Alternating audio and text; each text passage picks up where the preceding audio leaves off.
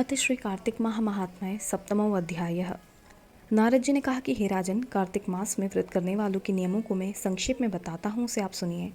व्रती को सब प्रकार के आमिष, मांस, उड़द, राई, खटाई तथा नशीली वस्तुओं का त्याग कर देना चाहिए। व्रती को दूसरे का अन्न ग्रहण नहीं करना चाहिए, किसी से द्वेष नहीं करना चाहिए और तीर्थ के अतिरिक्त अन्य कोई यात्रा नहीं करनी चाहिए।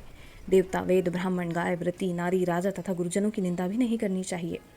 व्रती को दाल, तिल, पकवान व दान किया हुआ भोजन ग्रहण नहीं करना चाहिए। किसी की चुगली या निंदा भी नहीं करनी चाहिए। किसी भी जीव का मांस नहीं छूना चाहिए। पान, कत्था, चूना, नींबू, मसूर, बासी तथा झूठे अन्न का भी प्रयोग नहीं करना चाहिए। गाय, बकरी तथा भैंस के अतिरिक्त अन्य किसी पशु का दूध नहीं पीना चाहिए। कांस्य के पात्र में रखा हुआ पंचगव्य, बहुत छोटे घड़े का पानी तथा केवल अपने लिए ही पका हुआ अन्न प्रयोग करना चाहिए। कार्तिक माह का व्रत करने वाले मनुष्य को सदैव ब्रह्मचर्य का पालन करना चाहिए। उसे धरती पर सोना चाहिए और दिन के चौथे पहर में केवल एक बार पत्तल में भोजन करना चाहिए।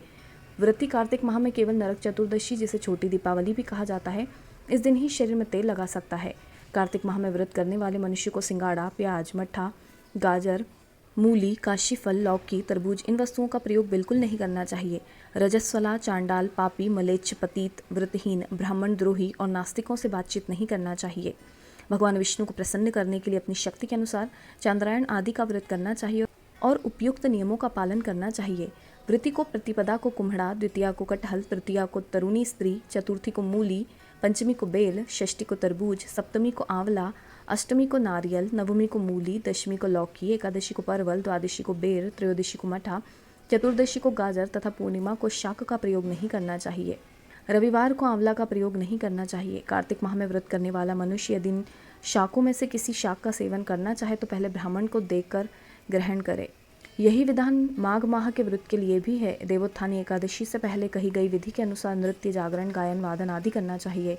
इसको विधिपूर्वक करने वाले मनुष्य को देखकर यमदूत ऐसे भाग जाते हैं जैसे सिंह की गर्जना से हाथी भाग जाते हैं। कार्तिक माह का व्रत सभी व्रतों में श्रेष्ठ है। इसके अतिरिक्त जितने भी व्रत यज्ञ है वह 1000 की संख्या में किए जाने पर भी इसकी तुलना नहीं कर सकते, क्योंकि यज्ञ करने वाले मनुष्य को सीधा वैकुंठ की प्राप्ति होती है। जिस प्रकार राजा की रक्षा उसके अंगरक्षक करते हैं, उसी प्रकार कार्तिक माह का व्रत करने वाले की रक्षा भगवान विष्णु की आज्ञा से इंद्रादि देवता करते हैं। व्रती मनुष्य जहाँ कहीं भी रहता है वहीं पर उसकी पूजा होती है, उसका यश फैलता है। उसके निवास स्थान पर भूत, पिशाच आदि कोई भी नहीं रह पाते। विधि पूर्वक कार्तिक माह का व्रत करने वाले मनुष्यों के पुण्यों का वर्णन करने में ब्रह्मा जी भी असमर्थ है। यह व्रत सभी पापों को नष्ट करने वाला, पुत्र पौत्र आदि प्रदान करने वाला और धन धान्य की वृद्धि करने वाला है। अति श्री कार्तिक महात्म्य सप्तम अध्याय समाप्त। जय श्री हरि।